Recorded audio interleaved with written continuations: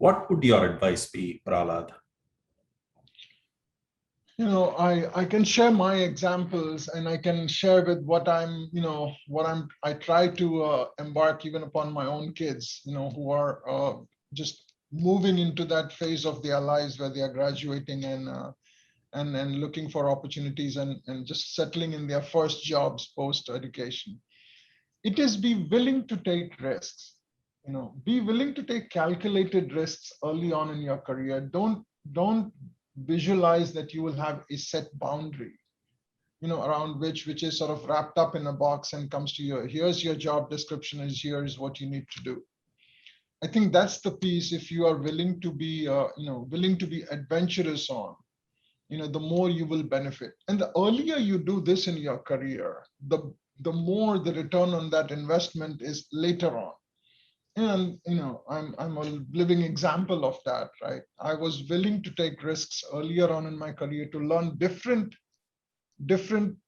verticals, functions, regions, technology in the business. And I didn't succeed in all my roles, just to be clear, right? I was not a resounding success in all my career options, but I was willing to go and learn. And I think that's one thing that I would encourage all the listeners to keep in mind. Now, let me give you a specific example, Raj. Right? Generally, what happens is that you are looking for a particular career goal, right, that you want to embark upon. But my suggestion and my advice is that look not for a career goal, but look for what you would love to do.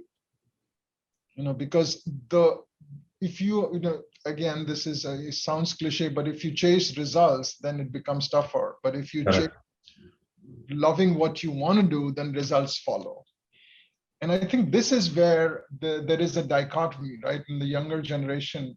And again, is that you want, as you pointed out, right, they're chasing perfection. And sometimes perfection comes by sacrificing something that you really are passionate about. And what I chose earlier on in my career is that if I wasn't passionate about something, then even if I was great at it, I would move on to something else. And eventually I found my calling in business, which was a combination of all pieces. And that's where I feel really most comfortable and regenerated on a daily basis. So I would just encourage all listeners is pursue the passion that really gets you going, something that ticks you. As I said, what ticks me nowadays is cell and gene therapy. Right. Find your cell and gene therapy. I think one of the things that I learned from one of my mentors, he said, what she said was, look, you will always reach a point in your life where you will be able to donate to charities, where you will be able to give money or funding and to that extent. But the thing that's most precious to all of us is our time. Correct.